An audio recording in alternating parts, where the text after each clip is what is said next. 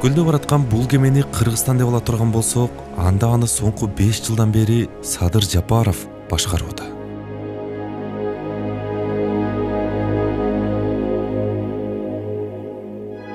Ушуга кантип чыдап отурасыңар? Кантип ушуган дитиңер барып добуш берип атасыңар? Депутат кезинде саясий окуялардан улам кылмыш иши козголгондо чет өлкөгө чыгып, кийин камалып, кыргыз саясатындагы эң татаал жолду басып өткөн соң, абактан түз эле мамлекет башына келген Жапаровдун феномени эмнеде?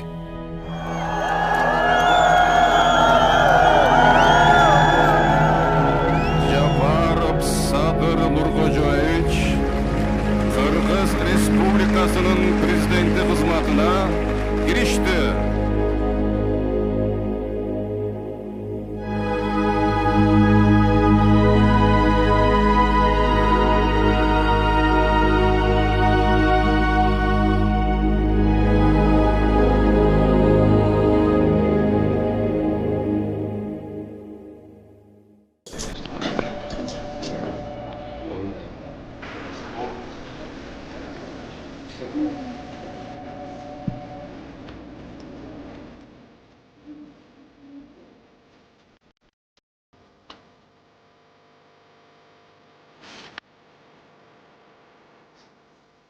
Көптөн бери видеону элексиң. Мен баягы биринчи болгондо бир 21-жылы бергем. Андан бери уже 4 жыл болду. Вообще бере элекмин. Только неме менен берем. Кабарларга эле. Суроо жөнөтөт, сразу жоопторун жазам, моментально кайрат жөнөтүп жиберем. Запрет кылдым эле да койчу, убактымды коротуп. Ансы деле неме болбосун дегем, анан эми анан сен фильм жасайм дегениңе эле макул болдум да.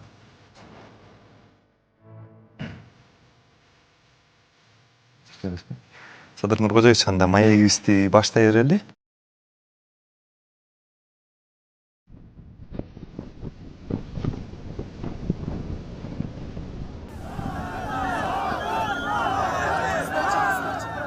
Садыр Жапаровдун президент болору 2020-жылы 6-октябрдын таңында эле белгилүү боло баштаган. Анткени Ак үйдө алгандардын көпчүлүгү Жапаровду колдой турганын билдирип, аянтты ээлеп турушкан эле.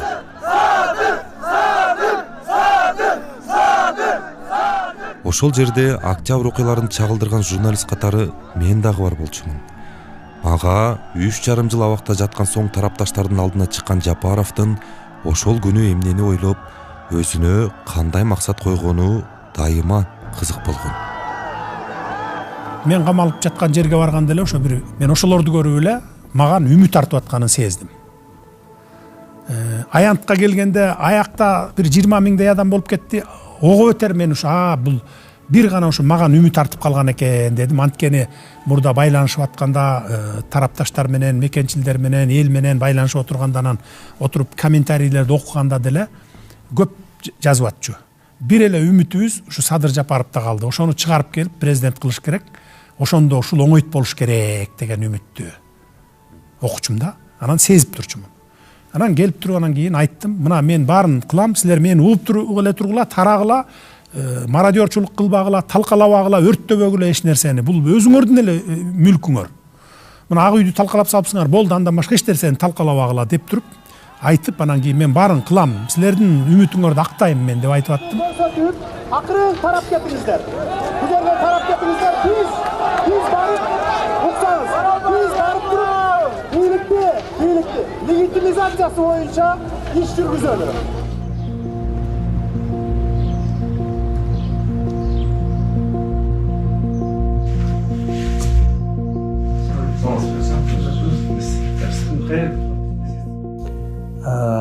Эми 2020-жылдын 6-октябрындагы таңы биздин өмүр бою эсибизде кала турган окуялардын бири. Себеби дегенде ошол маалда Садыр Нуркожоевич экөөбүз эл алдына биринчи ирет ошол акыркы бир 7-8 жылда биринчи ирет чогуу чыктык да. Анан биз ошол адамдарга келиш үчүн дагы өтө кыйналып келдик. Себеби дегенде ошол жерде бир буквально бир 100 метрге жетпеген жерде адамдар бастырбай ушундай адамдарда үмүт пайда болуп, Садыр Нуркожоевичтин колун кармап калсам экен, кичине бир жерден тийип калсам экен деп ушу аракет кыла беришти да. Анан эми биз болсо экөөбүз эле жаныбызда 2-3 эле бала бар. Бизди деле тебелеп кетейин деп атат да. Эптеп зорго ошол жерге жеттик да. Анан ошол жерде элдин ошол күтүүсүн гана мен сездим да. Эл күтүп атты да бир нерсеничи. Эл күтүп атты. Анан акыры Садыр Нуркожоевич сүйлөдү. Анан мен сүйлөп туруп ушул давайте элибизге, журтубузга ошол Садыр Нуркожоевич жакшы президент болуп шайлап алайлы дегенде эл ошону күткөн экен да. Эл ошондо жарылып кетти. Ошондо биринчи биздин максатыбыз алдыбызга коюлду да. Бүгүн кечинде уже Садыр Кудай кааласа мамлекетибиздин президентinin milletin atkarıcı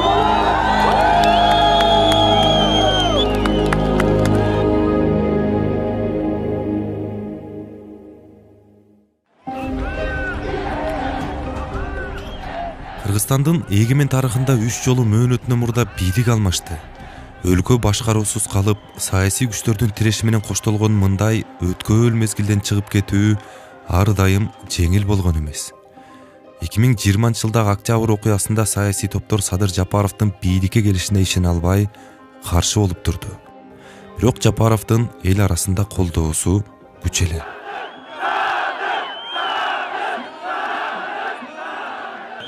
Муну Айриай же болбосо эл аралык республикалык институттун изилдөөсү да көрсөтүп турган. Садыр Жапаровго байланыштуу айта турган болсок, 2020-жылга чейин жүргүзүлгөн сурамжылоодо анын рейтинги дайыма жакшы болуп келген. Башкача айтканда, дайыма туруктуу колдоочулары болгон.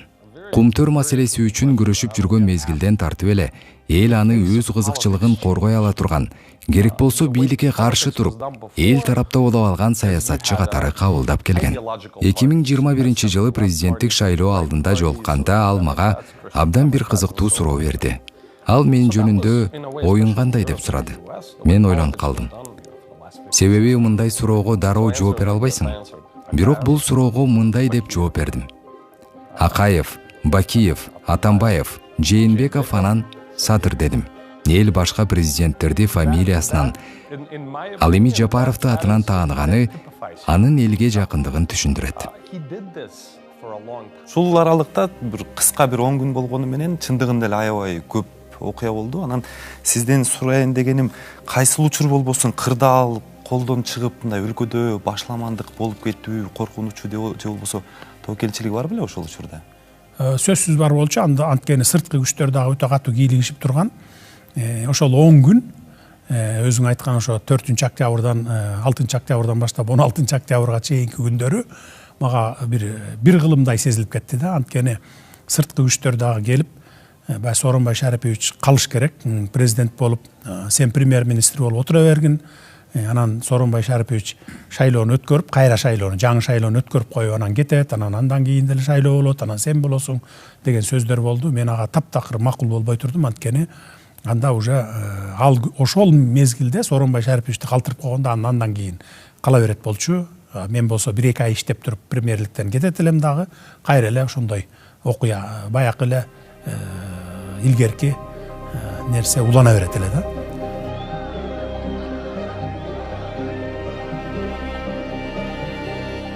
Кээ бир топтор саясий кызыкчылыкты карманып атышты. Кээ бир топтор криминалдык кызыкчылыкты карманып атышты. Кээ бир топтор ошол бир эски бийликти сактап калабыз деген топтор да чыгып атты. Эски бийлик дегенде ошол эле Сооронбай Шариповичтин бийлигин сактап калабыз деген топтор чыгып атты. Бизде ушундай коркунуч болуп атты. Күнүнө бир нече жолудан ошол чоң жаңжалдар чыгып кетиш коркунуч болуп атты. Анан негизинен ушул биздин көп эле күчүбүз жана убактыбыз ошол топторду жайгаштыруу, токтотуу. Бирөөнү токтотуп аттык, бирөөнү өзүбүз барып аттык, бирөөнү адамдар жөнөтүп аттык. Токтотуш керек. Негизинен баягы ушу мамлекеттик органдын, эл журттун мүлкүн талап тоноо жана башка болбосун деген чоң маселечи. Ушинтип отуруп 10 күн убакыт өттү да.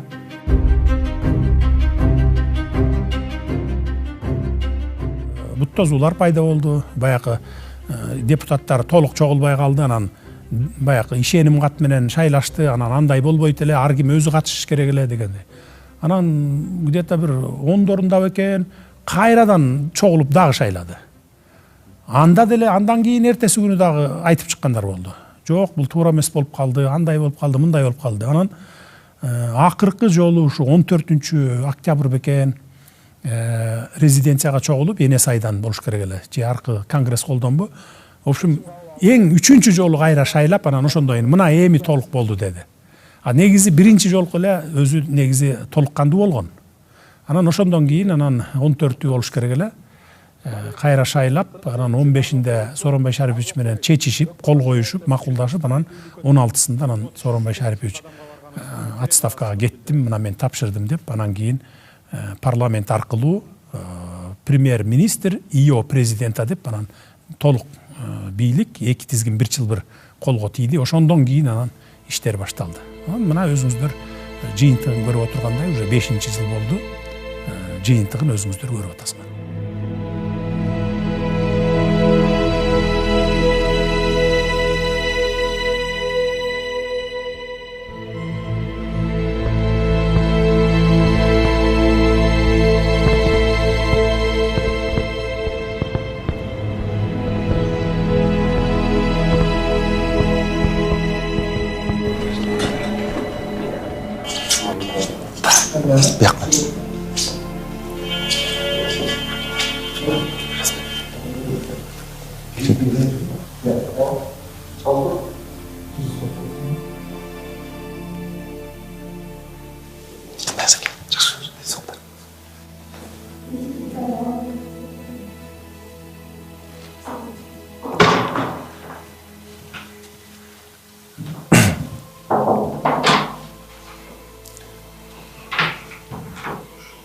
Журналисттерден камера менен киргендерден биз биринчи болду окшойт кандай. Камера менен эч ким кире элек. Чечим ушул жерден кабыл алынат. Чечим ушул жерден кабыл алынат, ушул жерден кол коюлат. Ушул жерлерден анан тапшырма таратылат. Акыркы кайсы чечим кабыл алдыңыз? Акыркы эсимде жок. Бүгүн эле мыйзам боюнча. Жанакы неме мыйзам боюнча. Өлүм жазасы кирсинби же кирбесинби деп атпайбызбы? Ошону референдум алып чыгабыз да. Биринчи талкууга коебуз, коомдук талкуу. Анан кийин андан өткөндөн кийин жогорку кеңешке алып чыгып, анан кийин референдумга жөнөтөбүз да, мыйзам. Ошол боюнча талкуу болуп, ошол боюнча тапшырманы жөнөттүк. Ичине өзгөртүү киргизет.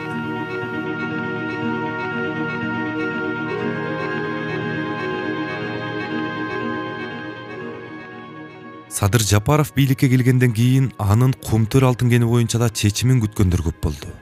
Бул чечим Жапаровдун саясий эркин сынап, анын канчалык чечкиндүү экенин көрсөтмөк. Анткени Жапаров 2010-жылы экинчи жолу депутат болуп шайланып келгенден кийин Кумтөрдү мамлекетке кайтарып алуу сунушун айтып, алтын кенге байланыштуу маселе анын негизги темасына айланган. Эмне үчүн муну кылбайбыз? Мен деле соттолдум. Уже 2011-жылы, 10-жылдын аягында мен депутат болуп келдим. Анан 11-жылдан баштап бүт материалды топтоп алгандан кийин көзүм жетти. Кумтөрдү өзүбүзгө алсак болот экен.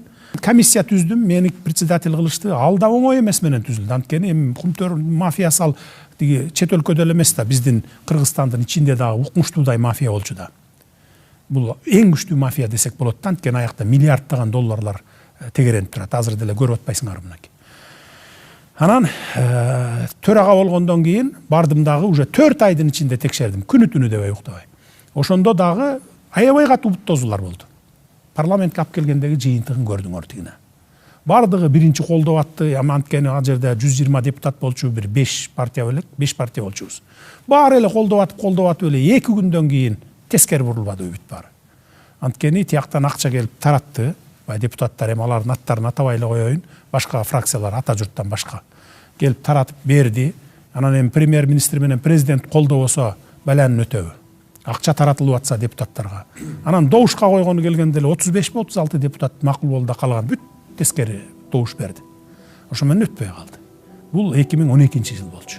Мен 4 ай бою ушул Кумтөр алтын кениндеги болуп аткан проблемаларды иликтеп чыктым. 27-синде добуш берүү күнүндө каникулдун алдында колдоого ээ болгон жокпуз. 45 депутат каршы берип, ошондуктан бул маселе өтпөй калды. Эми урматтуу депутаттар, мен таң калам, ушу каршы берген депутаттарга таң калам. Ушуга кантип чыдап отурасыңар? Кантип ушуган дитиңер барып добуш берип атасыңар? 1 килограммы биздин Кыргызстанга калбаптыр пайдасы. Кайсы бетиңер менен ушуга добуш берип атасыңар? 1 килограммы калбаптыр. Эми мындайда урматтуу депутаттар, чындыктай ачуу болот. Угуп турда, укула. Ушундан улам оппозицияда кумтөр деп жүргөн Жапаровдун бийликке келгендеги пикири кызык болуп турду. Эл демин ичине катып, жаңы бийликтин кадамын күттү. Бирок Садыр Жапаровдун кумтөр боюнча алгачкы билдирүүсү көпчүлүк үчүн күтүүсүз болду окшойт. Өзгөчө бул кабарды Жапаровдун тарапташтары оор кабыл алды. Кумтөрдү дагы деле мамлекетке алуу позицияңыз кандай деп суроо берген экен. Мен ошол жерде жооп бергенмин.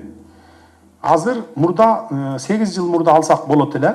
Азыр кеч болуп калды деп. Анткени ушу 8 жыл мурда алтындын запасы көп болчу. Андан бери 8 жылдан бери казып, эми калбай деле калды. Аны алыштын кажети жок деп бергенмин.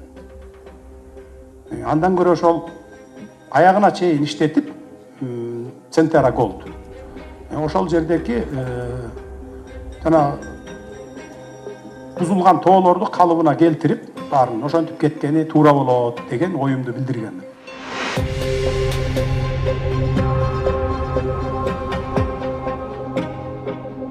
Көрсө бул билдирүү кумтөр менен боло турган чоң салгылаштын алдындагы тактикалык жүрүш болгон экен. Мен келип эле баягы кумтөрдү алабыз десем, деп айтсам, анда кумтөр баарын талкалап, уже кийин алтын кумтөрдү иштетишке кыйын болуп калгандай кылып кеткен тат. Бул биринчиси. Экинчиси, шайлоо турат алдыда. Уже бир-эки айдан кийин шайлоого кирген тасың, анан шайлоодо дагы өтө катуу бут тосуулар болмок маган. Балким шайлоого да жетпей калышым керек беле, анткени миллиардтар ойноп аткан жерде бир 5-10 миллион доллар берип туруп, заказ берип койшоң ойле да. Анан ошон үчүн анан эми кийин убагында алабыз да деп, анан кумтөрдө алтын калбай деле калыптыр, андан көрө ушулар иштетип аягына чейин чыга берсин, анан рекультивация кылып кетишсин, албайбыз кумтөрдү деп койдум да. Бул эми тактика болчу. Бирок айла жок ушуга бардым. Мен ушул тактикам үчүн эле бир жок дегенде бир 10% добуш жоготтум да шайлоочулардын. Анткени мен өзүм кумтөрдү алабыз деп тиги 20 жылдан бери келатсам, 15 жылдан бери ал үчүн отуруп чыксам, канча деген жоготууларга учурасам дагы, анан кийин мен келип туруп эле анан бийликке жетип алып, премьер-министр ио президент болуп анан шайлоого баратып, "Жок, мен албайм кумтөрдү" деш. Өзүң деле элестетип көрчү. Мени өзүңдүн ордуна коюп көрсөң, ким ойлойт эле? Сен деле менин тарапташым болуп жүрсөң, анан менин аркаман чуркап жүрсөң, кумтөр эле деп. Анан мен бийликке келип турган, "Жок, албай калдык кумтөр" десем, сенин оюң кандай болот эле? Туурабы? Уже маган 90% ишенимден жоготот элең да. Анан бирок айла жок. Эмне кылыш керек анан? Жапаров Садыр Нуркожоевич Кыргыз Республикасынын президенти болуп шайланды деп эсептелди. Ошентип, Садыр Жапаров 2021-жылы 10 январда шайлоого катышкандардын 79%-нын добушун алып, президент болуп шайланды. Бирок кумтөрдү мамлекетке кайтаруу процесси шайлоого чейин эле башталган. Жапаровдун расмий түрдө мамлекет башына келиши менен алтын кендин Кыргызстанга алынышы убакыттын эле маселеси болуп калган. Президенттен өттүк, ага чейин ошол кезде эле, ал шайлоого чейин эле Акылбек Жапаровду чакырып, мен ошол анан кийин баягы жашыруун тапшырманы бергенмин. Сен комиссия болуп иштей бергин, барып иштеп түзө бер, шайлоону өткөрүп келебиз, даяр болсоң эртеси күн алабыз. Болбосо даяр болгон күн алабыз деп. Анан ал уже комиссия түзүп алып иштеп аткан. Биз шайлоого жете электе эле. Баягы октябрь, ноябрларда эле иштеп баштаган. Мына 2020 жылы 16 октябрда Садыр Нуркожоевич официалдуу түрдө премьер-министр болуп, президенттин милдетин аткаруучу болуп дайындалды. Ошол эле күнү 2020 16 октябрда мен Улуттук коопсуздук мамлекеттик комитети төрагасы болуп дайындалдым. Президенттин милдетин аткаруучунун буйругу менен. То есть Садыр Нуркожоевич буйругу менен. Мына ошондон кийин дагы биздин эми кумтөр үчүн мурда биз оппозициялык маанайда туруп күрөшкөн адамдар болсок, ошол күндөн баштап Кумтөр үчүн биз уже бийликке келип тургандагы адамдар катары күрөшүүнү баштадык. Биз ойлогонбуз, Кумтөргө келсе, бийликте болсоң эле Кумтөрдү жөн эле алып койсо болот, Кумтөрдү жөн эле кайтарып койсо болот деген көптөгөн мындай ойлор болушу мүмкүн эле да мурунку кездерде. Бирок кийин келип бийликке келгенден кийин дагы Кумтөрдү алуу өтө оор экендигине биз ишендик. Анан майдын 17-синде даяр болуп алып келди. Анан майдын 21-inde алып койдук. Парламентке алып барып. Парламентке алып барардан 3 күн калганда тилерге маалымат жетип калыптыр. Алган атат, мына парламентке кирет, добуш коет. Эми бизде информаторлор бар, анан баягы Кумтөрдө кызыкчылыгы барлар бар. Кандайдыр жол менен маалымат кетип калганда жетип калган тилерге. Ошол 3 күндүн ичинде баягы башкаруу системасын, электрондук башкаруу системасын барын талкалап, колунан келген жерлерин компьютерден барын программаларын өчүрүп, анан кетишпеди, качып кетишпеди баягы 3 күн калганда. Парламентке кирип, добуш коюп алып, түштөн кийин барып анан кийин Учкунду, Кумтөрдү барып басып туруп анан алдык да. Тышкы башкаруу киргизипчи. Ошондо 1,5-2 ай дегенде араң кайра баягынын барын калыбына келтирдик. Мына только программасын гана. Электрондук башкаруу баягы бухгалтерия аркылуу беркинин программасы.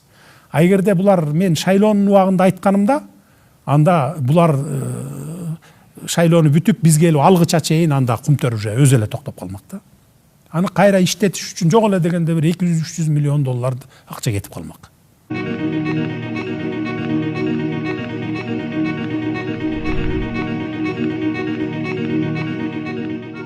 7 майда Бишкектин Октябрь райондук соту Centera Gold компаниясын Кыргызстандын экология мыйзамдарын бузганы үчүн мамлекетке 261 миллиард 719 миллион сом кенемте төлөп берүүгө милдеттендирет. Соттун бул чечими Кумтөргө убактылуу сырттан башкаруу киргизүүгө негиз болуп берген. 17 майдан тарта Кыргызстан Алтын кенттин башкаруусун өз колуна алды.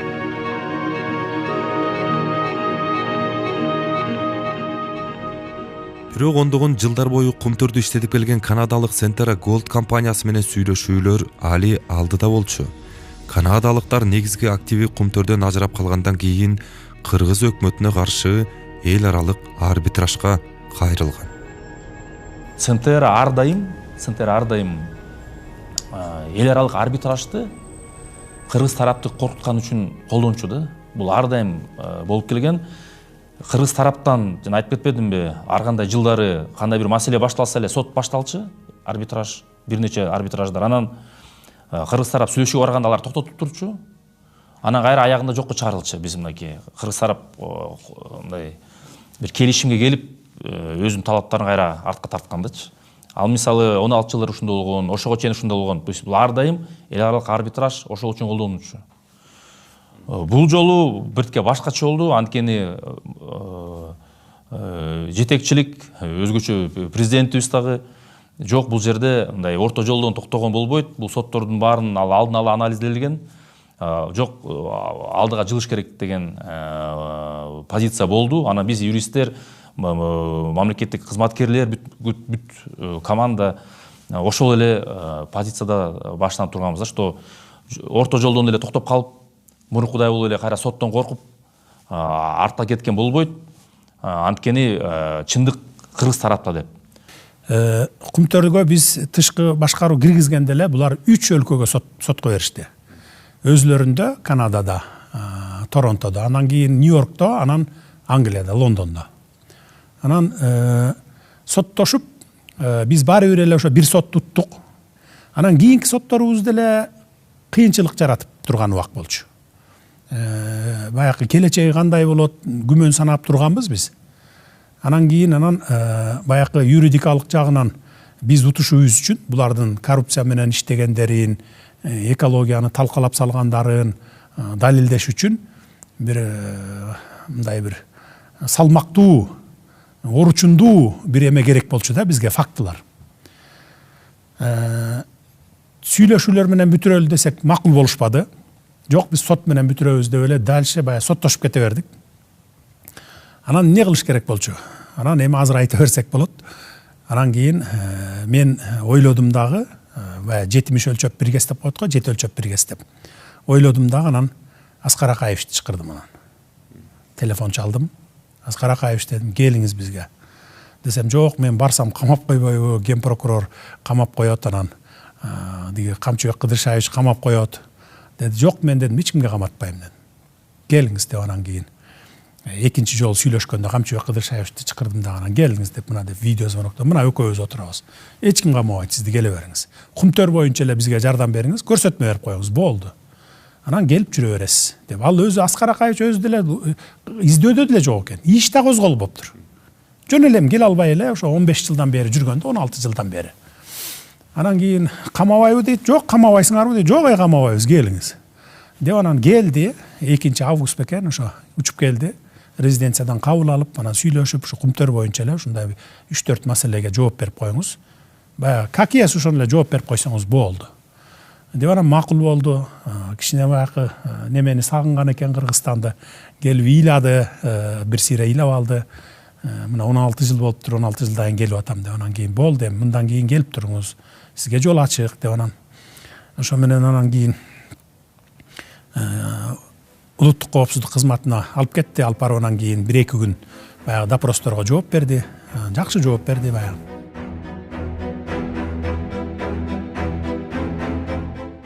Президент Садыр Жапаров менен жолуктуңузбу бүгүн? Жолуктум, жолугуп учураштым. Резиденцияга бардыңызбы? Ооба, резиденцияда жолугуп учурашып, ыраазычылыгымды билдирдим, ушундай жол ачып бергениңизге деп. Анан мен ошо Кумтөр боюнча болгон билгенимдин баарын айтып берип, республикага бардыгыбыз жардам беришибиз керек. Мына дедик, Аскар Акаевич көрсөтмө берди. Болгонун болгондой айтты. Мына силер коррупция менен иштегенсиңер биякта. Экологияны талкалаганыңарды ал биз жөн эле доказать этебиз, далилдеп беребиз. Деп анан мынакей дегенде керекпи? Бакиевди да алып келебиз да, анын дагы ага дагы бир берчү 5-6 сурообуз бар. Максим дагы бул жерде коррупция менен заниматься эткен. Аралашкан силер менен. Сентера Голд менен, мурункулар менен мынакей турат. Керекпи? Бакиевди да чакырып келебиз. Эми сүйлөшүүлөргө барбасаңар, анда биз Бакиевди да чакырабыз дагы, анан кийин иш козгоп туруп баарыңарга анан Интерполго жарыялайбыз дедик. Анан эле кол көтөрдү. Болду, сүйлөшүүлөргө баралы деди. Сүйлөшүүлөрдү өзүлөрү сунуштагыла дедик. Дубайды сунушташты, Турцияны сунушташты, иши кылып ар кайсакты. Анан акыр аягында айтты, жок, аяктын баары болбойт экен, бизге Женевага келгиле деди. 2021 жылы сентябрь айынын аягында Кумтөр боюнча сүйлөшүүдө Кыргызстандын кызыкчылыгын коргош үчүн УКМКнын төрагасы Камчыбек Ташиев, ошол учурдагы башкы прокурор Курманкул Сулушов, каржы министри болуп турган Акылбек Жапаров, Кумтөрдү башкарып жаткан Теңиз Бөлтүрүк жана Аяз Баетов баштаган юристтер Женева шаарына учуп кетишти. Президент бул сүйлөшүүлөргө түз катышпаганы менен дайыма байланышта болуп турду. Женевага барышыбыз керекпи, барбашыбыз керекпи, кимдер барыш керек, ошонун бардыгынын башында Садыр Кожоевич өзү турган. Бирок түздөн түз мындай сүйлөшүүлөргө ал киши барган жок, биз барып сүйлөшүп келгенбиз. Ошол жердеги ар бирибиз ушунчалык баягы Кумтөрдү мамлекетке алыш үчүн идеологияга суарылганбыз. Бардыгыбыздын башыбызда дагы, колубузда дагы документтерибиз бар эле да. Ошол жерде биз жанагы жолугушуу өткүзгөндө өтө каттуу оор жолугушуулар болду да. Бирок биз аларды мындай не деп коет, ынандыра алдык да. Ынандыра алдык. Бир жагынан белки биз менен барган адамдар аларды мындай документтерди берип, ынандырып, сүйлөшүп атса, мындай дипломатиялык тон менен. Ал эми мен ачыктан ачык эле айткам ошол жердечи. Силерди мен камаймын депчи. Силерди камаймын. Бир күн убакыт келет. Мына азыр биз силерди Интерполго беребиз. Андан кийин силердин артыңардан түшүп жүрүп бир күн камаймын силерди. Дегенде алар дагы чочуп кетишкен. Ой, силер эмне деп сүйлөп атасыңар? Антип биз переговор кылбайбыз силер менен депчи. Бирок мен ойлоймун, кийин ойлосом, ошол биздин тактикабыздагы өзүнүн жемишин берди деп ойлоймун да. Условияларын айтыптыр. Мен айттым, жок, бул болбойт. Бизге моул эмелерди кылып берсин. Анан кийин макулбуз деп. Анан баягы видео эмелер менен, онлайн сүйлөшүүлөр менен жүрүп отуруп, анан кайра окончательно ошол Женевага чакырышты. кайра баягы төртөө барды.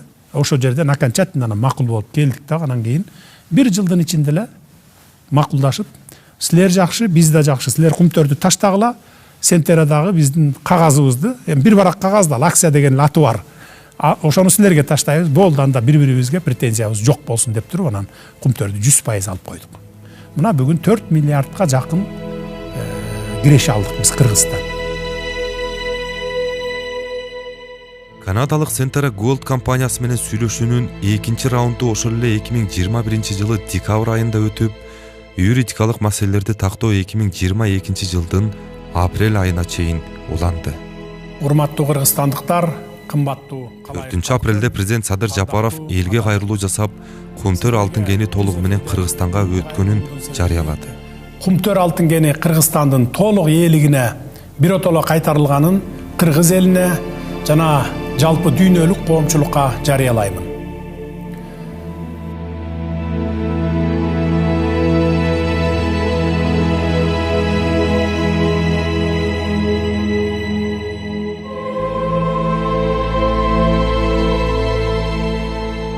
Ошентип Кыргызстан эгемендүүлүк алгандан бери ар бир бийликтин баш оорусуна айланып, жарандар үчүн коррупциянын, нааразылыктын булагы болуп калган Кумтөр маселесине чекит коюлду.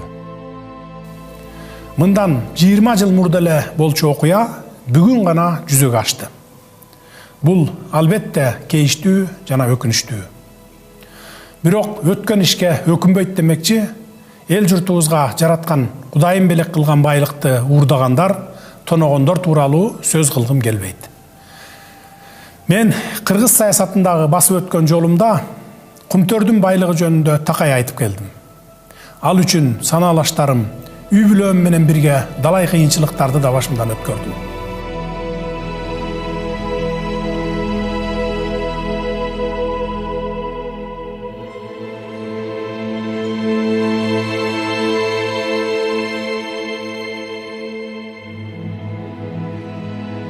Бул жерде мен белгилей кетчү негизги маселе эмне үчүн биздин мурдагы жетекчилерибиз ушу бизге чейин 4 жолу бийлик алмаштыбы, 4 жолу бийлик алмашты да. Ошондо эмне үчүн жаңы келген бийлик ала албайт эле да?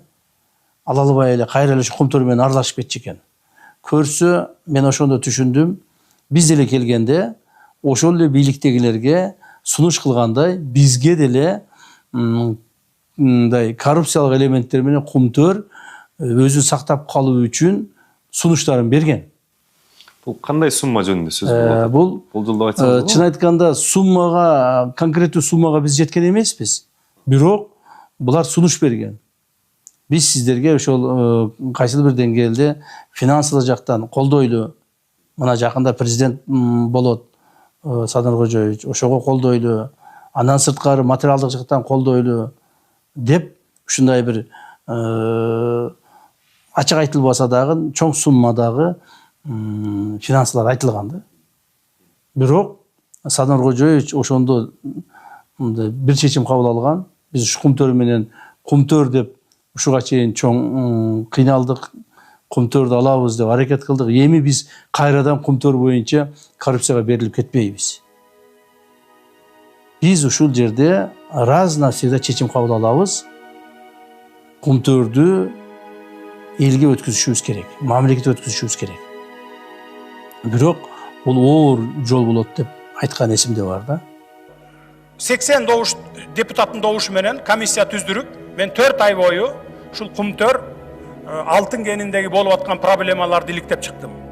Садыр Жапаров Кумтөрдү мамлекетке кайтаруу аракетин алгачкы жолу 2012 жылы депутат болуп турганда жасаган. Анда алардын планы ишке ашпай, Садыр Жапаров кыргыз саясатындагы эң татаал тагдырга туш болуп, өлкөдөн чыгып кетүүгө, кийин абактада отурганга мажбур болду. Ошол эле учурда Кумтөрдүн арты менен элдин ишенимин чогултуп, саясий салмакта топтой алган. Акыры Жапаров 2012 жылдагы планын, ошондон берки элге берген убадасын 2021 жылы президент болуп турганда ишке ашырды.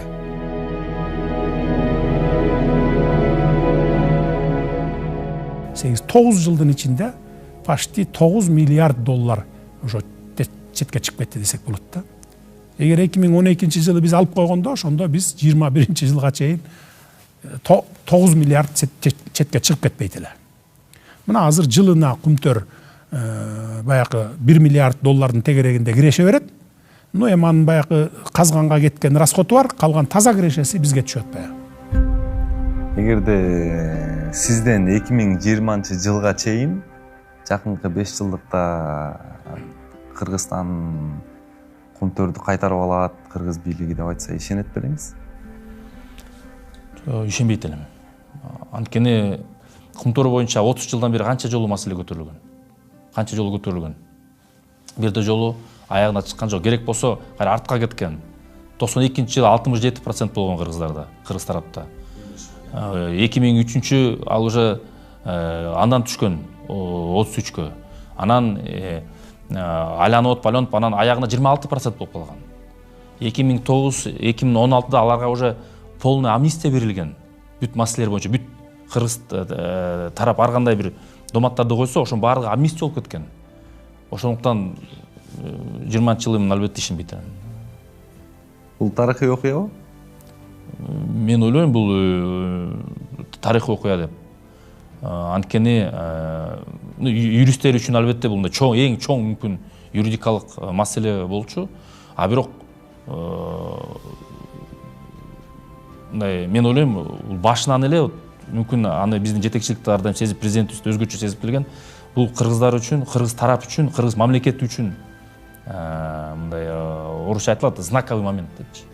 Анткени ошого чейин бизде мүмкүн комплекс болуп келген, ушундайды ишете алабызбы, биз кыргыз тарап ушундайга негизи ушундай проектти өзү алып кете алабы депчи. А ушудан кийин, ушул окуядан кийин мен ойлойм, мындай чоң амбициялуу уже проекттер ишке ашат экен дегенде көп киши ишенип калды. Ошондуктан бул тарыхый окуя.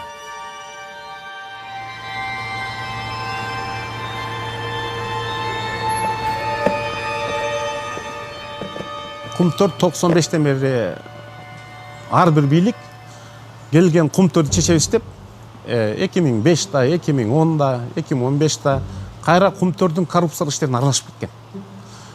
Кумтөр башталганда, мисалы үчүн 2017 жылы 1 тонна алтын 64 миллион доллар эле. Азыр 1 тонна алтын 119 миллион доллар, экиси кымбаттады да. Азыркы күндө сөздүн түз маанинде айта турган болсок, бул жеке Садыр Жапаровдун президент катары чечкиндүүлүгү. Президент болгонго чейин бул баягы саясий демилге болсо, мындай демилгени депутат кезинде Текебаев да көтөргөн. Биз Кумтөрдү улутташтырышыбыз керек деп мыйзам долбоорунда сунуш кылган. Бирок өкмөт ал доордогу президент колдогон эмес. Садыр Жапаров да колдогон эмес. Ал доордогу өкмөт президент. Бирок өзү эл ишеним көрсөткөндөн кийин сөзүнүн аягына чыкты. Кумтөр азыр толук бойдон Кыргызстандыкы, биздин бюджетке көбүрөөк каражат түшүп жаткандыгы ошол негизинен Кумтөрдөн түшкөн дивидендтерди.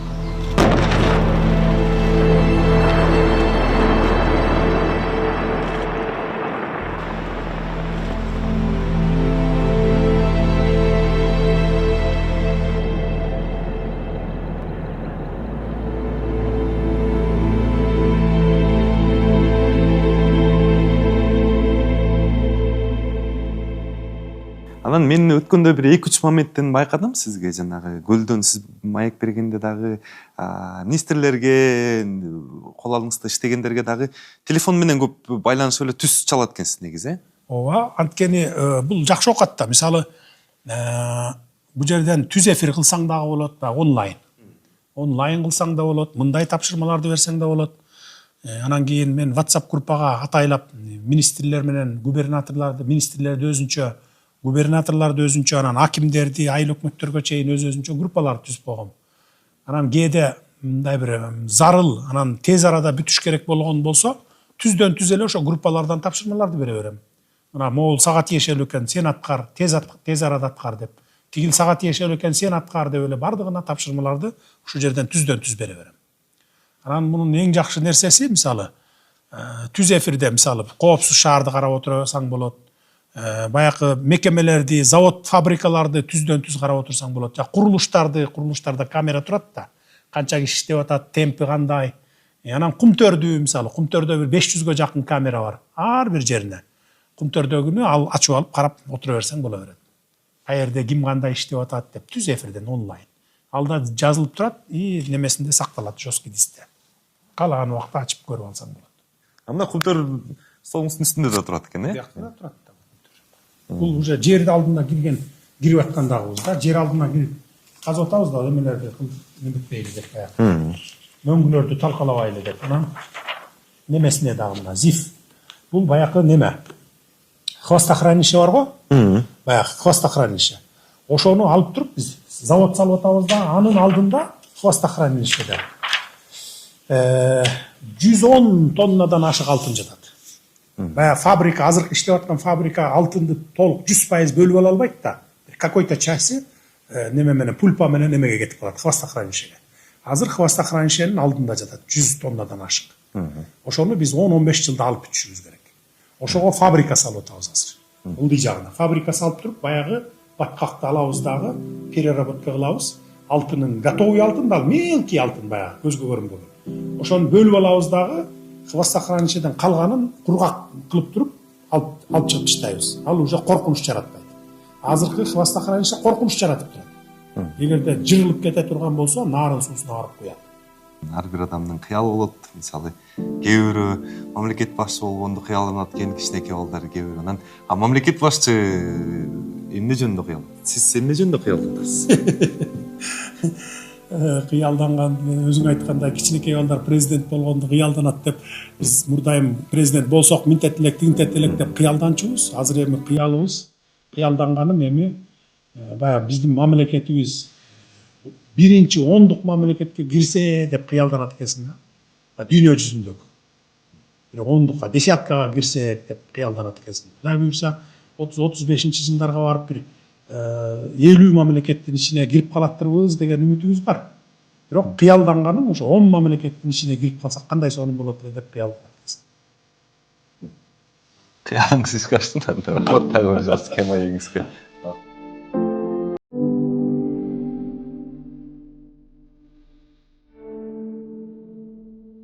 Мен Жапаров Садыр Нуркожоевич Кыргыз Республикасынын президентинин кызматына киришип жатып, Кудайдын жана элимдин алдында мамлекет башчысынын ыйгарым укуктарын адилеттүү ишке ашырууга, адамдын жана жарандардын укуктарын коргоого, Кыргыз Республикасынын конституциясын так аткарууга, элибиздин биримдигин жана мамлекетибиздин бүтүндүгүн, коопсуздугун сактоого ант берем.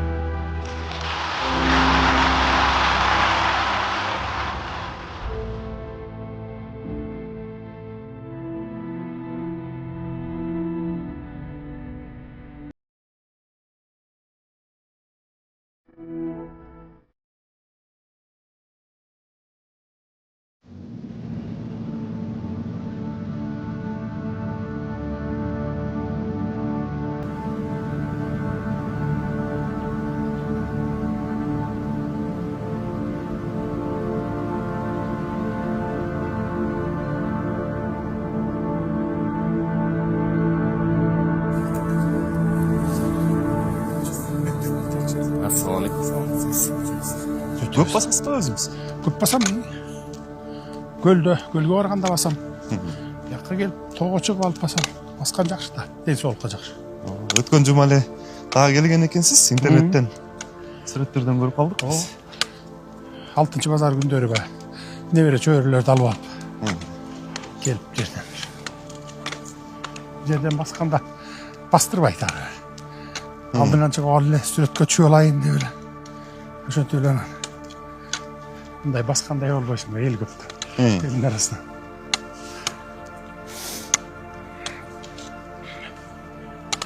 Атяка кырга чыкканда эл суйлатып суйлат.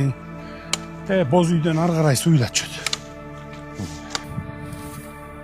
Президент Садыр Жапаров багыт алган Аларчадагы Аксай шаркыратмасына алып барган жолдун алгачкы чакырымы аябай татаал. Анткени дароо өрү башталып, бир топко чейин тике жол менен кырга чыгыш керек болот. Ошон үчүн даярдыгы жоктор ушул жерден эле кайтып кетишет. Азыр бүгүнкү шаркыратмага чейинки маршруттун татаал жеринен чыгып баратабыз, анан сизден сурайын деген. Саясаттагы жолуңузду, басып өткөн жолуңузду татаал болду деп айтса болобу? эми барыңар эле билесиңер да өтө татаалуу болбоду. Жөн эле татаалуу эмес, өтө татаалуу болду. Бирок басып өттүк, чыдадык. Акыры жетчү жерге жогорку деңгээлде жеттик. Максатыбызга жеттик десек болот. Максатыбыз ошол жогорку деңгээлге чыгып анан эл үчүн кызмат кылуу болчу. Мына азыр эл үчүн 5 жылдан бери кызмат кылып атам. Колдон келишинче.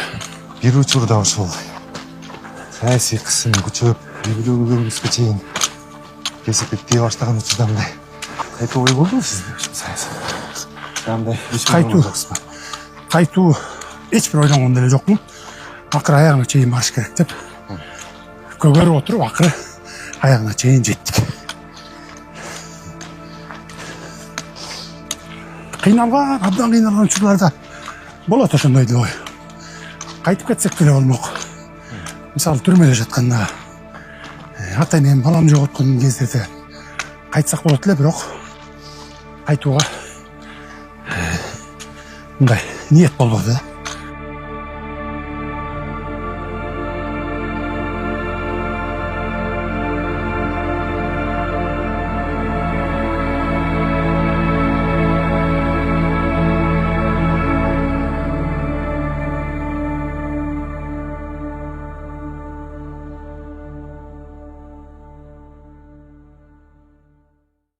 Товарищ полковник, ни сантиметра им не отдадим. Наши бойцы до конца стоят. Посту жанында кампа күйдү.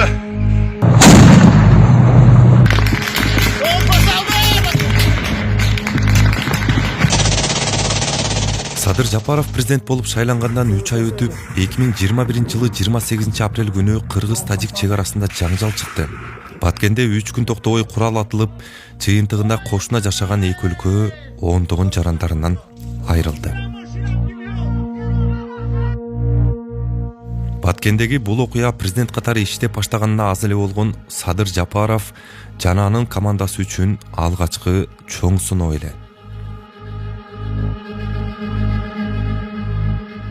20 жылдын декабрь айларынан баштап эле мага информация келе баштады. Шайлоодо жүргөн мезгилдерде Баткенге да бардым, Ош Жалалабад баарын кыдырбадым республиканы. 10 январда неме болду, шайлоо болду. Мен өттүм, анан кийин инаугурацияны күтүп жатып калдым. Анан 14 январ эсимде, ал убакта бая коргоо министрлиги Таалай Өмүралиев деген эле, анан бая коопсуздук кеңешинин башчысы Мусаев, генерал Мусаев эле. Анан 14 январ күнү чакырып, анан үчөөбүз отуруп алып анан сурадым, мага момундай информациялар келип атат. Жазында согуш болот деп атат, Тажик менен Кыргыздын ортосунда деп. Мына башка чет өлкөдөгү чоң өлкөлөрдөн дагы момундай маалыматтар келип атат мага. Барбы ушундай маалымат силерде десем, өкө тең жок дейт. Жок, анан Тажик кол салбайт, анан тиги буу деген сөздөрдү айтышат.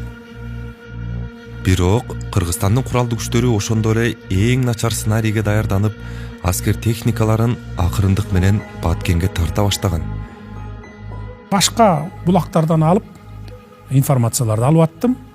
Где-то бир январдын ичи, бир 15-20-лар. Анан баягы өкөнө тапшырма бердим, коргоо министрине. Баары бир эле сактанып коелу, сактыкта кордук жок дейт, сен бул севердеки техникаларың бардыгын юкка жөнөткүн.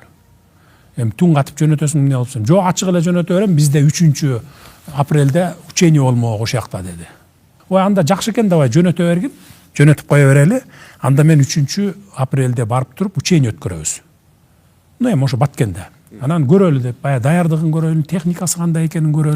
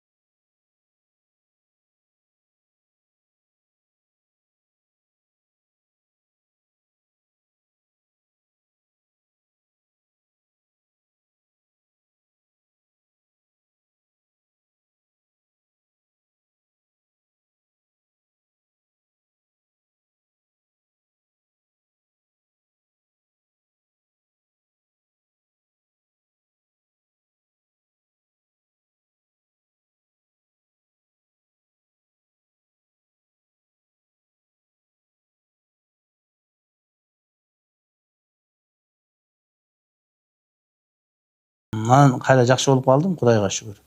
Анан ошолор ошондо айткан эле 2 айдан кийин кайра келип туруп текшерилесин депчи. Анан ошол убакытка туш келип калыптыр да. 28 апрель күнү мен учуп кеттим эле. Учуп кетип Стамбулга жеттим. Стамбулга жеткенде маған кабар келди.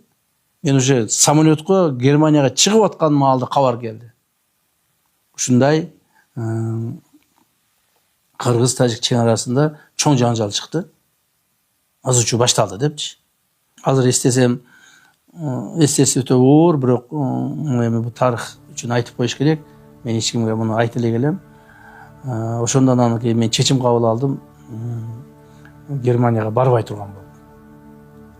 Самолетко чыкпастан кайра артка кайттым дагы. Стамбулдан артка кайттым дагы. Кайранан Бишкекке карай учтум.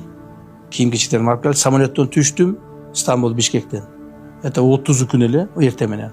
30 күн эрте менен уже ошол аэропорттон кайрадан кийинип алып туруп, Баткенге учуп кеттим. Бул биринчи кагылыш.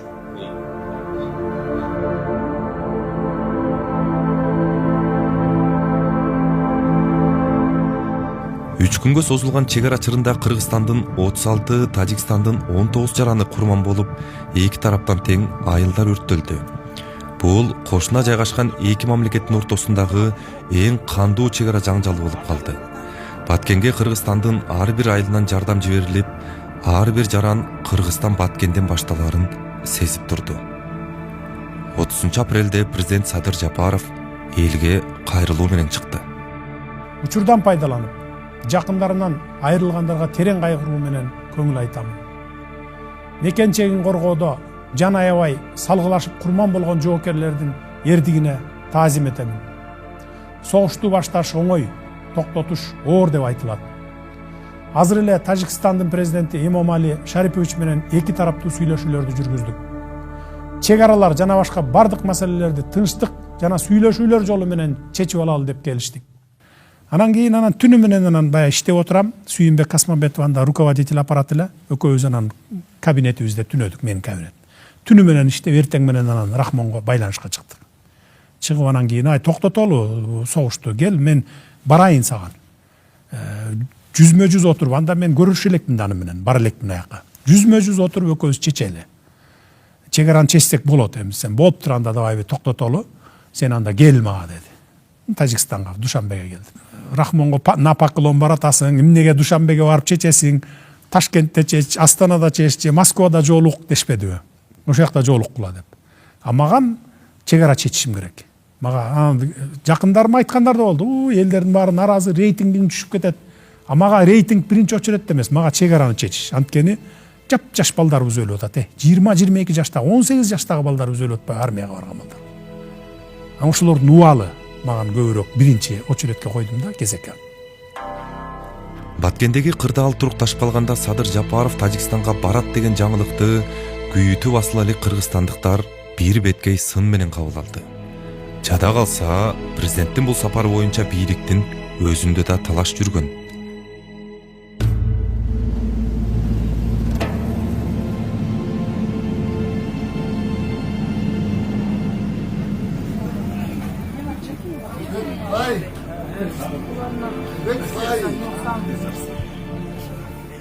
Кыргызстандын Түркиядагы элчиси Руслан Казакбаев кыргыз-тажик жаңжалы тутанган учурда тышкы иштер министри кызматында эле.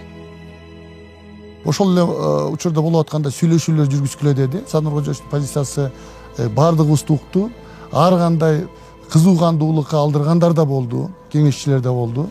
Биз мындай кылышыбыз керек, мындай радикалдык жолдорго да айтылгандар болду. Садыр Кожоевич мындай маселелердин бардыгын мындай жалпы талкууга салып атты. Салкууганын ар кимисинин бардыгын ошол жердегилерди угуп, андан кийин баягы саясий чечим кабыл алыш керек эле да. Бул эми лидерлер үчүн эми жакшы сапаттар. Анан мен айттым, жок, сен барба дедим. Себеби коомчулукту көрүп турасың азыр. Өтө жаман көрөт. Коомчулук сени өтө жаман көрүп атат. Az барам деп койсоң, азыр үктүмүнө бардыгы жаман калат. Сенин ушунчалык коомдогу ордуң дагы мындай эме болуп кетет, төмөндөп кетет десем айтты, жок.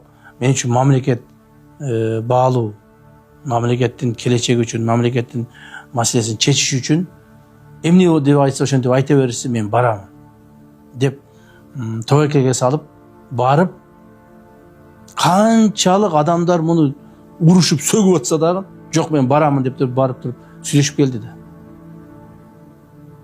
Сүйлөшүп келди. Бул деген мамлекеттин үчүн, эл үчүн баарына даяр дегендин чоң белгиси да.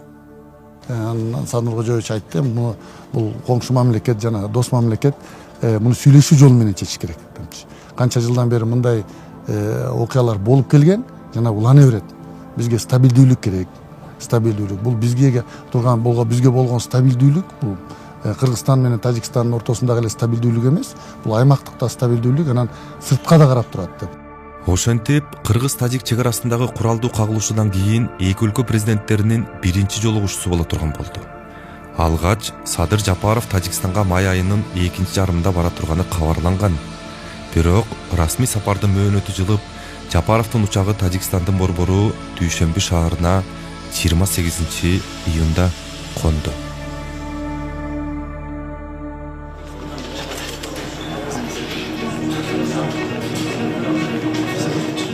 Трагические события 28 апреля текущего года стали днями тяжелых испытаний, исторических испытаний и скорби.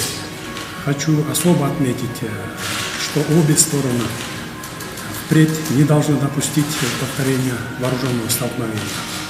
Таджикистан и Кыргызстан конструктивно взаимодействуют на многосторонней основе.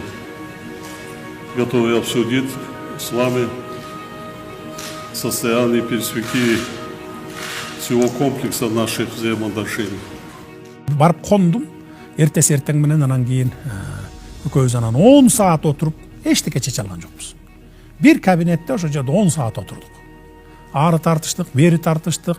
Жок, мен айтканга көнбөйт, ал мен аган айтканга көнбөйт. Ошондон эки комиссия иштеп атат эшикте 3 адамдан 6 адам. 3-өө тажик тараптан, 3-өө мен тараптан. Ошентип анан кечинде саат 4-төрдөн анан 5-терден анан кетти, анан чечилбей. Көзүм жетти, анткени алар аябай күчтүү экен армиясы.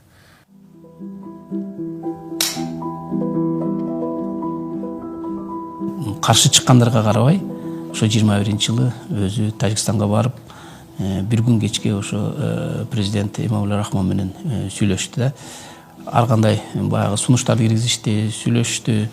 Бир ортого келип, анан мындай давай мындай кылалы, чечели дегендей ойлорго келишип, бирок мындай түз кандай чечим болот деген мындай түз жыйынтыкка келе алышкан жок да. Канча иш сапар катышып жүрөм, мындай сүйлөшүүлөрдү, узакка созулган сүйлөшүүлөрдү мен да көптөн бери көрө элек болчумун.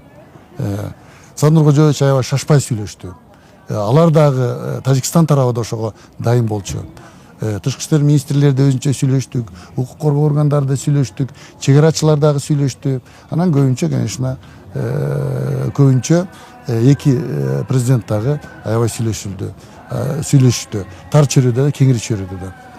Биздин пикир келишпестиктер көп болчу. Эми биз дээрлик 100 жылдык ар түрдүү документтердин негизинде талаш тартыш болуп келген. Ушу 33 жылдын ичинде 100 жылдык бир кылым мурунку архивдеги документтерден ушул күнгө чейин. Президенттин Дүйшөмбүгө болгон сапары Кыргыз-Тажик чек арасы оңой менен чечилбей турганын дагы бир жолу далилдегендей болду.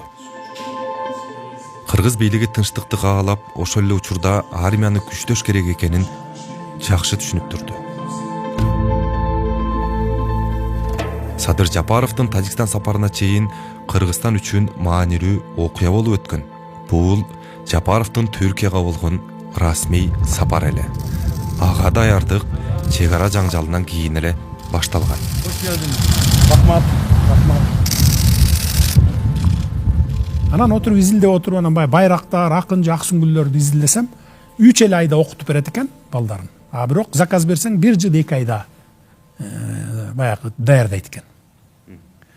Анан отуруп анан кийин Турцияга анан кийин баягы визит сурадык.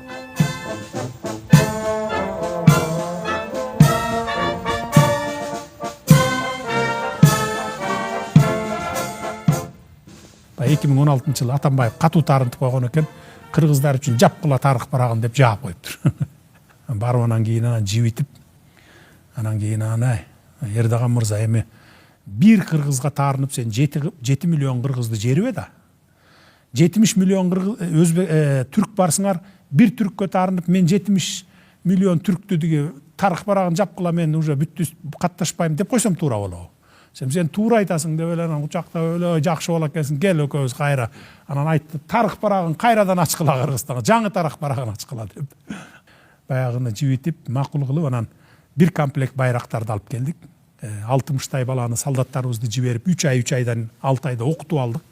Садыр Кожоевич ошо барганда аларга түшүндүрүп берди. Эми биз силерден жардам сурайбыз. Бирок биз силерден алган курал жаракты сатып алабыз.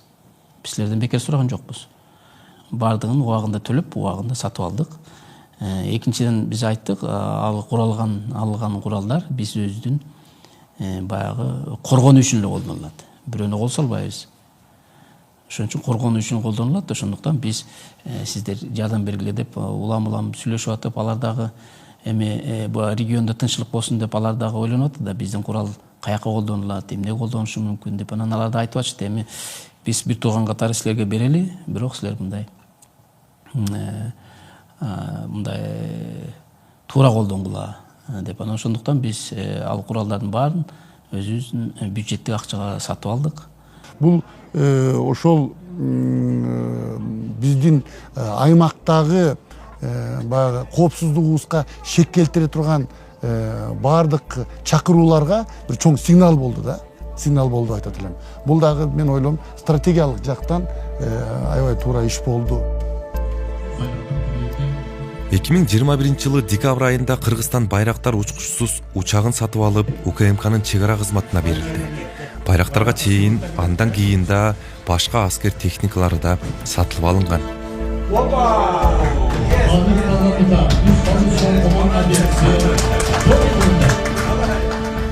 Бул мамлекеттик башкарууда көптөгөн өзүнүн жашыруун сырлары бар да. Баарын айта берсең да болбойт. Мен баарын тизмелеп айтып берүүгө мүмкүнчүлүгүм бар. Себеби ошонун баардыгы эс акылымда турат да. Бирок анын баарын айта албайм. Кайсы маалда кантип чечилди, аны айтыш кыйын. Бирок бир негизги маселе болду. Садыр Кожоевич айтты. Биз куралдуу күчтөрүбүздү күчтөнтпөсөк болбойт. Бардык күч аракетибизди, мүмкүнчүлүгүбүздү, эл аралык дипломатияны, экономикалык мүмкүнчүлүгүбүздү баарын ошого таштап туруп, ошону күчтөнтөйлү деп аракет кылды да. Бул бир эле Турцияга барганда же башкада эмес, көптөгөн мамлекеттер менен ар түрдүү деңгээлдеги сүйлөшүүлөр жүрдү. Конечно, бул жерде негизги маселени президентибиз ошол башка мамлекеттин лидерлери менен чечти да.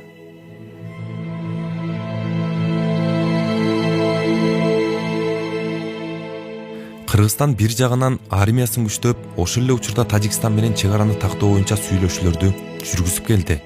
Бирок 2022 жылы Баткендин ар кайсы жеринде ок атылып, майда жаңжалдар чыга берди.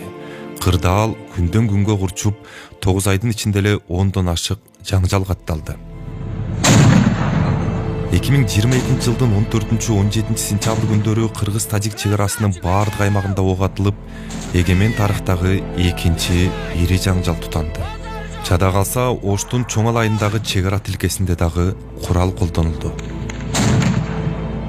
Бирок бул жолкусунда Кыргызстандын армиясы алда канча күчтөнүп калган. 22 жылы августтун 20-сында боевой дежурствоға бүтүп, коюп, уже испытаниядан өткөрүп, өзүбүздүн балдар башкарып отурат. Жап-жаш балдар.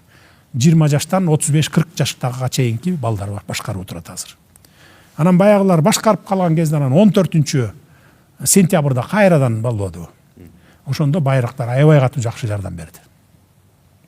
Анан биз ошондо теңелип калдык, күчүбүз менен теңелип калдык. 2023 жылы биз уже эки эсе күчтүү болуп кеттик. Анткени акынчы, ак сүңгүрлөрдү алып келдик. Ал байрактар эми баягы биринчи эле деңгээлдеги да. Анан ак сүңгүрү экинчи, анан акынчысы уже эң акыркы үлгүдөгү техника бул. эми баардык операциялар жасайт да. Бизде мына азыр Кыргызстандын территориясын абадан ошолор баягы күзөтүп карап турат 24 саат бою. Анан ошондон кийин анан эми баягы тил табышыш да жеңил болду. Эки куралдуу кагылышуудан кийин кыргызстандыктарга кыргыз-тажик чек арасы дагы узак жылдар бою чечилбей тургандай, Баткенде толугу менен тынчтык орнобой калчудай сезилген. Бактыга жараша кошуна жайгашкан эки мамлекеттин мамилеси акырындык менен жылый баштады. Биринчи шагты мен жасадым, албетте баягы жаш катары, себеби дегенде булар эми 30 жылдан бери президент болуп калган, өзүлөрү баягы мындай бир анан кийин анан кой эми мен эми ондон дагы чыгып туруп аны аябай катуу айтпадымбы. Кой деп анан кийин бир саммиттерде жолугушкан жерлерде анан кийин келиңиз эми отуруп сүйлөшөлү деп, биринчисинде сүйлөшпөйм деп ушинтти игнорить этти. Анан экинчисинде анан жибиди. Жибип анан келиңиз эми сүйлөшөлү деп. Анан ал жибигенине дагы мен айтып коюшум керек, сөзсүз түрдө Шавкат Мирзиёевдин дагы эмгеги бар, зор. Ал а кишиге айтып атып, мына эми чече турган киши келип отурат, биякта чечип ал эми. Кийин дагы кандай болот, кандай билесиң, эми уступкага баргын эми деп атып анан жибитип макул кылып анан ошентип отуруп анан кийин чечип алдык. Өзбекстандын президенти Шавкат Мирзиёев дагы өзү мындай активдүү, анан ушу Борбордук Азияны мындай жакындаталы деген бир лидерлердин бири да. Ошондуктан ал дайыма айтып жүрдү да, кыргыздар менен тажиктер силер келишкиле, силер мындай бу чек арадагы мындай конфликтти токтоткула. Эгерде силерде конфликт боло берсе, бизге эч кандай инвестор келбейт, эч кандай турист келбейт. Анткени стан деген сөз баарыбызга тарайт. Алар түшүнбөйт, Кыргызстанбы, Тажикстанбы, Өзбекстанбы же Казакстанбы. Стан дегенди уккандан кийин бизге эч ким келбейт. Ошондуктан силер мындай жакындашкыла, сүйлөшкүлө деп да өзү айтып жүрдү да. Кыргыз-тажик чек арасын тактоо эки мамлекетке тең оңой болгон жок. Узак жылдар бою бир пикирге келе албай, ондогон куралдуу кагылышуулар катталып, эки тарап тең жоготууларга учурады. Чек араны тактоодо эки тарап тең утулат жана эки тарап тең утат.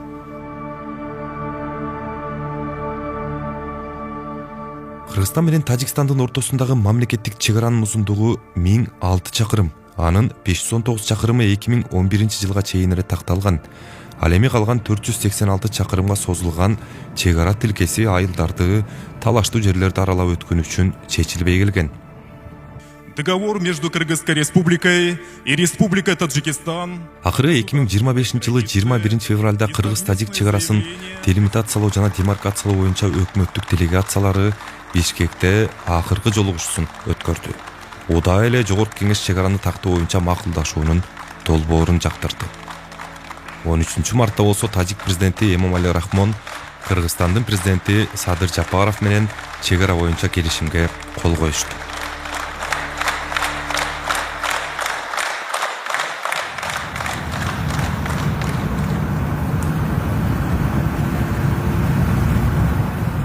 Мен чек ара жаңжалын чагылдыруу үчүн 2021-2022 жылдары Баткенде 2 айдан ашык жүргөм. Куралдуу кагылышуу учурунда талкаланган айылдарды, баласынан айрылган ата-эне, жетим жесир калган үй бүлөнү да көрдүм. Баткендиктер чек ара тынчыбай турган 1 жылдын ичинде көп кыйынчылыктарды башынан кечирди. Мен алардын кайратына дайыма суктанчумун. Саламатсыз. Чайлор. Үйдүн ичинде. Эми Кыргыз-Тажик чек арасы чечилгенден кийин тынчтык орноп, жанданган жай турмушту көрүү үчүн Баткенге кайра келдим. Кандай жатасыз? Жалил Каработоев Кыргыз-Тажик жаңжалынын очогуна айланган Көкташ айылынын тургуну. Анын баласы Алтынбек 2021 жылдагы урушта окко учкан. Окко учкандар болду. Үйлөр өрттөндү. Ел качты. Үйлөр эммейли, үйлөр башка дүйнөң өрттөнсө бирок өлгөн жаманда туугандарын ыйлап этти. Мен деле ыйлап жүрдүм го. Балам жоготуп алып. Эл кээ бир ушу тополоңдон качса, кээ бир ага чейин эле Бишкекке кетип жүргөн. Баягы метем жумуш жок да, жумуш издепчи. Андан кийин уже массовый башталган да. Азыр эми кайра кайтып келе жататтар кээ бирөөлөрүчү. Келип атсабы? Келип атат. Эми өзүңдүн жериң да. Баягы кан тамган жериң тартып тура берет да. Азыр кайра келип эме кылып атат, мынабу негизинен не то что келип атат, мына азыр бети жашап турганда эле мына үйлөрүн кайра баштап, курулуштар башталбадыбы? Бул курулуштун башталды деген уже элдин ишеничи бар келечекечи. Эч ким курулуш кылбай калды беле? Биз токтотконбуз да бардыгынчы. Көрсө бир күндө күйүп кетет экен да баары жокчу, кереги жок депчи. Убактылуу гана жашоо менен күчүрүп калган элек да. Азыр Кудайга шүгүр жакшы эле. Жакшы. Аябай жакшы десе эле болот. Коңшу кандайсың? Баягы немелер токтоп калган эле да курулушчу. Мына быйыл эми чек ара чечилгенден кийин уже баштадылар курулуштучу. Кичине көңүл жайга келгенден кийин. Бул коңшуларыңыз дагы курулуш кылып атпайбы? Буларда да уже курулуш баштады быйыл. Чек ара чечилгенден кийин эле башталган бүт бардыгы эле жапа турмак. Азыр өзүмдүкүн да көрсөтөм. Мен бүтүргөнмүн уже быйыл. Сиз дагы курулуш кылдыңызбы? Мына азыр көрсөтөм. Эми бар токтоп турганда курулушу да башкасы дагы. Курулуш эмес, жашоо токтойн деп калды. Курулушты айтасыз. Курулуш үйрүн да. Мына мен үйдөн канча 10 метр болобу? Мына чек ара уже малды өтө албайт да мындан, адам эмес. Алардыкы мамычалары мына келиптир. Эми жакында бүтүрүшөт алар деле. Көкташ айылында кыргыз-тажик үйлөрү шахматтык түрдө жайгашып, ушундан улам кыргыз-тажик ортосунда жаңжал көп тутанып келген. Чек ара келишимине ылайык Көкташта жашаган тажик жарандары толугу менен көчүп кетти. Бул жерден Тажикстандын бир айылы же болбосо 150дөн ашык үй Кыргызстанга өттү. Азыр Көкташ толугу менен кыргыз айылы болуп калган. Ушул жакта тажиктер жашап жүргөн. Азыркы учурда эч ким жок. Көчүп кеткен. Биз тарап өкмөттөр эки тараптуу комиссия кабыл алган үйлөрдүн баарысын. Сергей дегенме 2014-жылы окууну аяктап, Бишкек аскердик окуу жайына тапшыргам ошол. 2018-жылы аяктап, 2018-ден бери чек ара кызматында иштеп келем. Демек, могу акыркы уруштардын баарына өзүңүз күбө болгон. Ооба, күбө болгом. Эмне дейсиң азыр? Ушундан кийин, ушул окуялардан кийин азыр чек аранын чечилип атканы. Чек аранын чечилгени бул бизге жакшы болду. Элге деле баарына зым тартылып, тынч жашоо мындан ары. Мурдагыдай ызы чуу болбойт эми. Өзүбүздүн белгиленген чек арабыз бар. Мурда чек ара белгиленген эмес болчу. Талаш болуп, сеники меники болуп. Азыр эми чек ара белгиленип, зымдар тартылып, баары жакшы болуп калды. Мурдагыдай эми эч качан ызы чуу болбойт. Биз деле чек арачылар өзүбүздүн белгиленген аймактарыбыз бар. Зым тартылган, ошо зым менен чек араны кайтарабыз. Кадимкидей ушул нерсе сезилип атабы? Мындай мурдагыдай чыңалуу азайып. Жок, азыр жакшы, мурдагыдай чыңалуу жок да. Ошол эле учурда кыргыз жарандарына да үйлөрүн таштап кетүүгө туура келди. Баткендеги Достук айылы чек аранын аркы бетинде калып, анын тургундары жаңы салынган жаңы Достук айылына көчүп келишти. Чек араны тактоонун жүрүшүндө туулуп өскөн айылын таштап кетиш кыргызга да, ошол эле учурда карапайым тажикке да оңой болгон жок. Ошолор ыйлап кетти го. Айылдан көчүп кетип аткан. Андай дегенимдин себеби аларга мен билишиме караганда, угушума караганда 4 сотиктен 6 сотиктен эле жер берген. Таладанчы. Акча андай эч нерсе жок буларга. Анан азыр көчүргөндө дагы даяр бир нерсеге алып барган жок. Туугандарынын үйүгө кетти. Бизде кыргызда андай болгон жок да. Бизде үй салып берип, анан көчүрүп атты бизде. Мына көктерек күйүп кеткенден кийин дагы салды го. 2 жол салып берди бир айылга. Тажиктерде андай жок.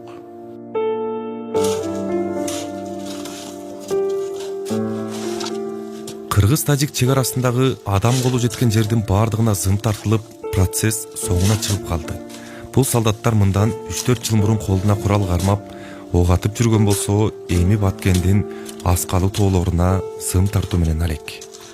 Асман көктө чалкыган, жериң сонун ала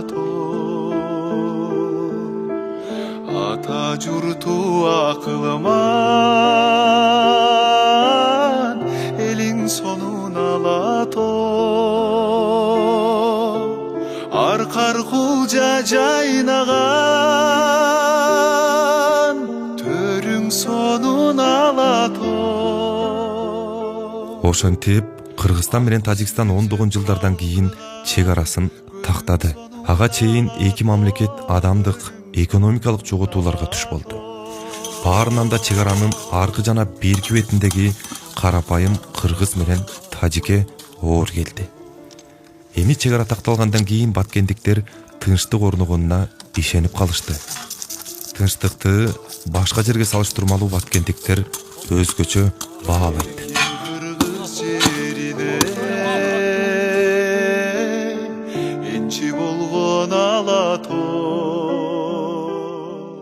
Бул жер чоң бир комплекс болот окшойт да. Мен көптөн бери келе келем бияка. Бул жер ошол афреймдерди салышып ар жагында тетинде 5 жылдыздуу отель салынып атат. Дет ар жагында 5 жылдыздуу отель болот. Бул жерге таккан канат менен чыкса болот окшойт. Канат менен деген эт жерден түз эле келет. Деген эт түз келип эт жерден чыгат. Канатный дороганы берки эмес ушул. А жерден түшүп жөө эле басып келет бияка. Элдер. Бияктын баары бүткөндөн кийин монун баары жайылат. Тегизделет. Бияка чөптөр себилет. Кайра жашылданып калат монун баары. Мояктын баары жашылданат. Тегизделип астынын баары. Ар жакта өзүнчө стоянкасы бар. Селфи можно, пожалуйста? Давай, ты мой. Толго келген жаштар аябай көп экен. Жаштар көп. Кызыгуу. Анан чет өлкөлүктөр көп. 70% эле чет өлкөлүктөр. Ошолорду көрөсүң. Жаштар дагы көбөйдү. Мен көрүп алып ыраазы болом. Компьютер кучактап, телефон кучактап, шаарда этажда жаткандан көрө, ушинтип келип тоого басса өзлөрүнүн ден соолугуна пайдалуу. Шаркатман суусун чейин деп суу ичпей баратам. Суу сап атам, бирок суу ичпей баратам. Тина кара, тетигине кара. Кана 5 экен, 4, 5 экен, 6 экен. 7. Мына көрдүңөрбү? Тийбей койсо элечи. Тийгизбей койсоң эле элге көнөт жакындап. Болбосо момундай жакындыкта, момундай адамдар менен тоонун башында жүрмөк, чокунун башында. Шунча адам мынакей канча алды, биздин алдыбызда эле канча адам кетти. Инвесторларды да ушундай кылып салыштырса болобу, Садыр Нуркожоевич? Аларга да тийбей жакшы болсо. Албетте. Эми бизнеске тийбей койсоң, тийбесең. Бизнес дагы өнүгөт, чет өлкөлүк инвесторлор да биякта бизнеске жакшы шарт түзүлгөн деп келет. Азыр кезекте туруп атпайбы мынакей инвесторлор? Бүт тармактарда мына строительствого келди, кирди, кен байлыктарды казып атат, завод, фабрикаларды салып атат. Ошолордун почти жарым эле инвесторлор азыр салып аткан. Бирок биз мамлекет жардам берип атабыз. Жерди бекер берип атабыз, завод, фабрика салам десе 49 жылга деп. Баягы мүмкүнчүлүктөрдөн өкмөттүн кандай мүмкүнчүлүгү бар? Мисалы өкмөт баягы налогтордон бошото турган жакта бар да, алардын баарын бошотуп баягы инвестициялык соглашение деп туруп, келишим деп туруп, ошолордон бошотуп берип атабыз. 10 жылга, 5 жылга ушундай көлөмүнө жараша. Чолоочунун жолдогусу жакшы дейт. Жылалы, шаштырбай кылат.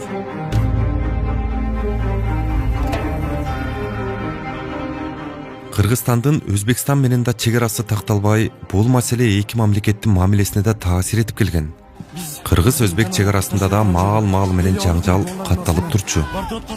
1378 чакырымга созулган Кыргыз-Өзбек чек арасынын 85% 2017 жылга чейин калган эң талаштуу бөлүгү Садыр Жапаров бийликке келгенден кийин такталды.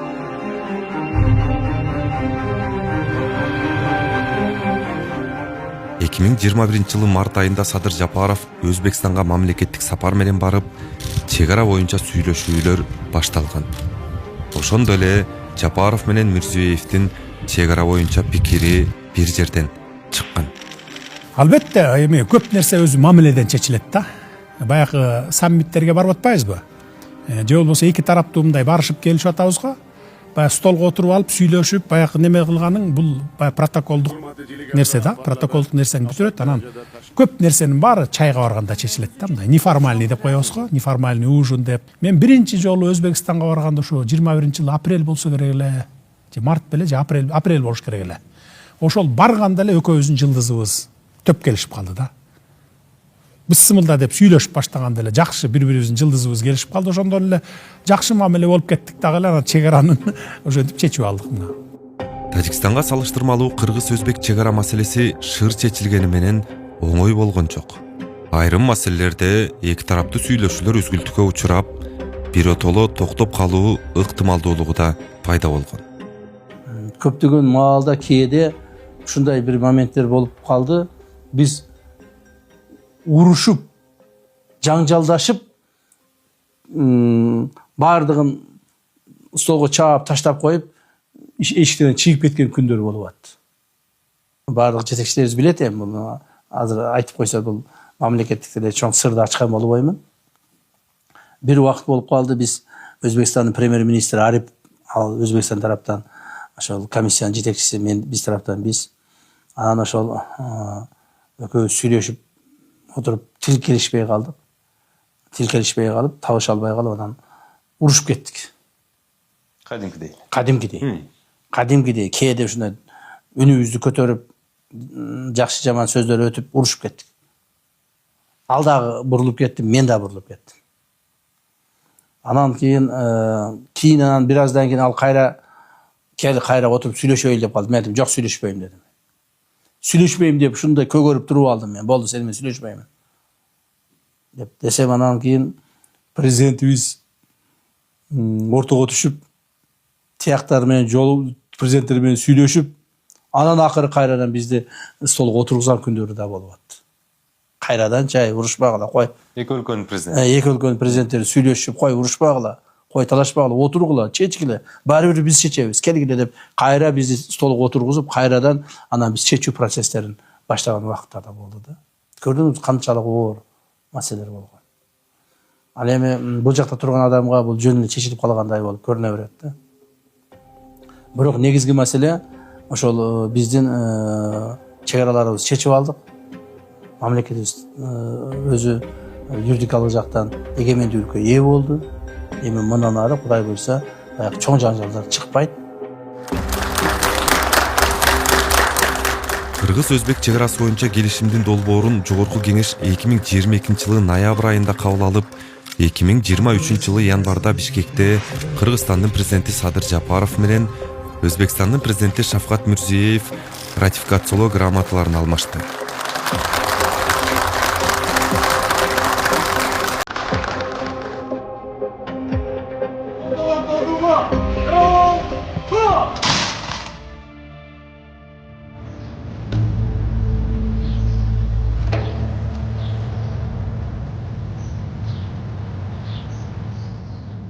Кыргыз-өзбек чек арасынын такталышы Өзбекстандын өзүндө да жакшы кабыл алынды. Анткени Фергана өрөөнүндө жашап, базары бир болгон жана бири-бирине тарыхый байланышы бар Кыргыз менен Өзбекке чек ара маселеси бир топ ыңгайсыздыкты жаратып келген.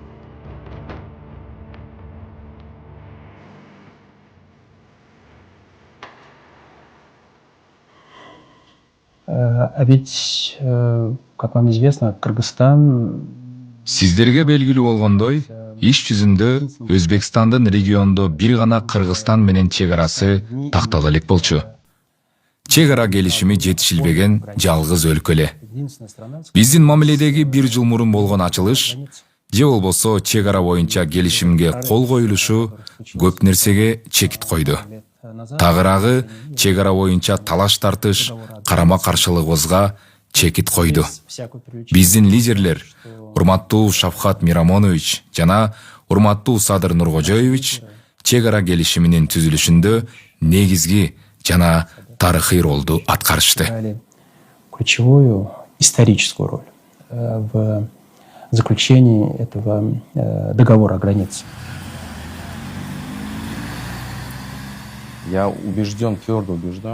Мен биздин мамлекет башчылардын саясий эрки болбогондо бул маселе чечилбей турганын ишенимдүү айта алам. Мурда да маселеге жакындаганга аракеттер болгон. Бирок объективдүү жана субъективдүү себептерден улам талкуулаганга, сүйлөшүүлөрдү баштаганга мүмкүн болбой келген. Ошон үчүн биздин лидерлердин бекем саясий эрки, аларга болгон элдин ишеними бул маселени биротоло чечкенге жол ачты. Жана бул чечимди региондогу кызматташуунун, тынчтыктын жана туруктуулуктун үлгүсү катары көргөзө алышты. Ошондой эле Борбор Азиянын дүйнөдөгү ролун ого бетер арттырды. Азыркы учурда биз дүйнөнүн булуң бурчунда ар кандай кагылышуу, чыр-чатактар, согуштар дал ушул чек аранын айынан чыгып жатканын көрүүдөбүз. Ушул пландан алганда Борбор Азия биздин регион бүтүндөй дүйнөгө үлгү болуп жатат. Для всего мирового сообщества. Кыргыз-өзбек чек арасын тактоодо өзгөндөгү Кемпирабад суу сактагычынын жери Өзбекстан менен алмашылып, кайсы бир деңгээлде саясий окуяга да айланып кетти. Жыйынтыгында 20дан ашуун адам камалып, кийин алар райондук сотто акталды. Убакыттын өтүшү менен Кемпирабад маселеси боюнча талкууда токтогондой болду. Кемпирабадтан бизге пайдасы мурда Кемпирабадка 1 километр баягы немеге платинага жолой алчу эмессиң да. А Кемпирабадтын платинасын өзбектер салган. Биз бир тыйын салган эмеспиз. 65-70 жылдары салган экен. А суу толот да баягы чөлкөмгө. Толгон суунун 4127 гектарын өзлөрүнөн ар кайсы жерден Баткенден баштап беркидиги Чаткал Алабукага чейин ар кайсы жерлерден 200 гектар, 100 гектар, 50 гектардан отуруп баягы жерди компенсация кылып берген жерди. Анан биз отурдук дагы айттык. Макул, биринчиден Кемпирабадка биз дагы башкарууга киребиз. 50-50 башкара албай, платинаны ачып жапкан, шлюздү көтөргөн, түшүргөн. Анан кийин суунун деңгээлин бир эмеге келтиребиз, кармайбыз. Деп турган 895 баягы немеге кармайлы дедик, уровеньде. А тигилер ызылдашып, талашып тартышып отуруп, мурда 908ге чейин экен. А 908 болгондо ошондо жанагы шалыларын басып калат, үйүнүн агоротуна чейин суу келет, ушундай болчу да. Анан ошентип отуруп талашып тартышып отуруп, анан 900 деген горизонталга токтодук. Эми Кемпирабад маселесин ошол саясатчылар саясий өңүттү колдонобуз деп аракет кылышты да. Саясий өңүттү колдонобуз деп аракет кылышты. Бул Кемпирабад маселесин моундай Кыргызстанга пайдалуу кылып чечиш ушуга чейинки бир дагы президенттердин колунан келген эмес. Бирөөсүнө колдон келген. Алар жакындатчу эмес. Даже жакындатчу эмес кыргыздарды.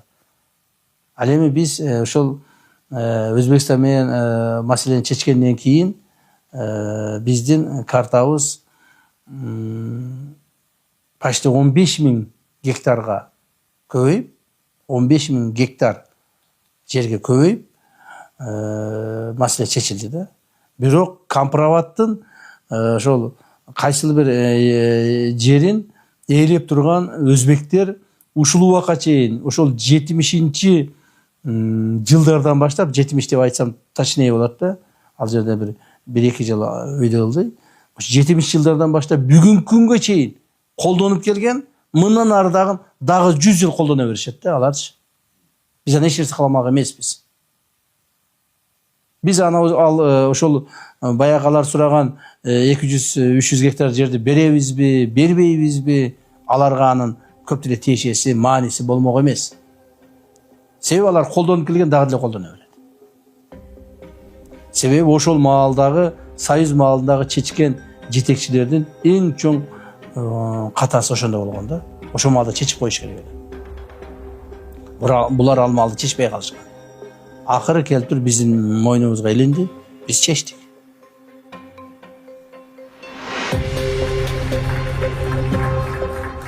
Эки 2025 жылы 31 мартта Кыргызстандын, Өзбекстандын жана Тажикстандын президенттери Садыр Жапаров, Шавкат Мирзиеев, Эмомали Рахмон Кожент шаарында жолугушту. Бул бир гана 3 өлкө үчүн эмес, жалпы Борбор Азия чөлкөмү үчүн маанилүү дата болуп калды. Анткени президенттер үч өлкөнүн мамлекеттик чек араларынын кесилишкен чекти жөнүндө келишимге жана түбөлүк достук жөнүндө Кожент декларациясына кол коюшту.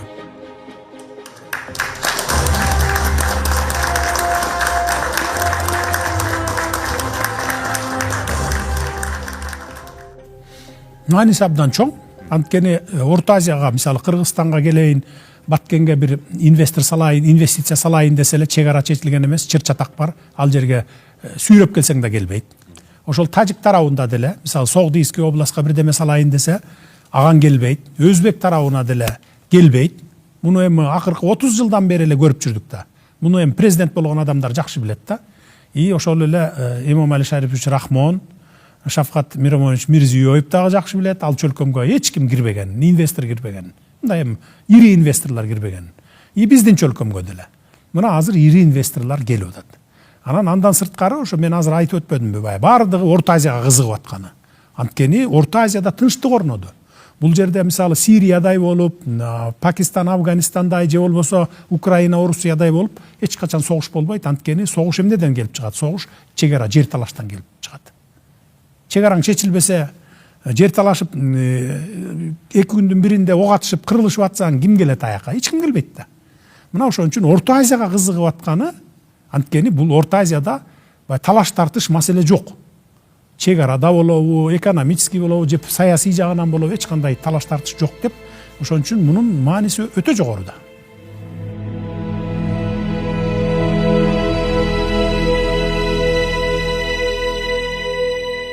Ошентип Кыргызстан, Өзбекстан жана Тажикстан эгемендик алгандан бери чечилбей келип, чыгыр чатактын негизги улагы болуп калган чек ара маселесине чекит коюшту.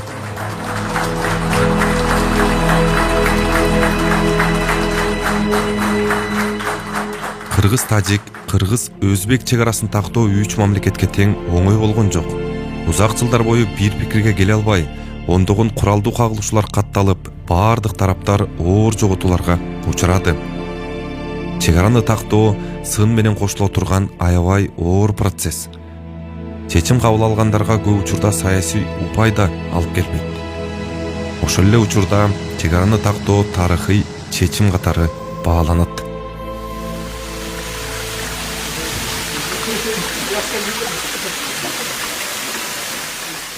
Чарчап келген билинбей калат да бул жерге суу ичкенде. Атайылды жактан бери суу ичпеген күчтөрдөн чек.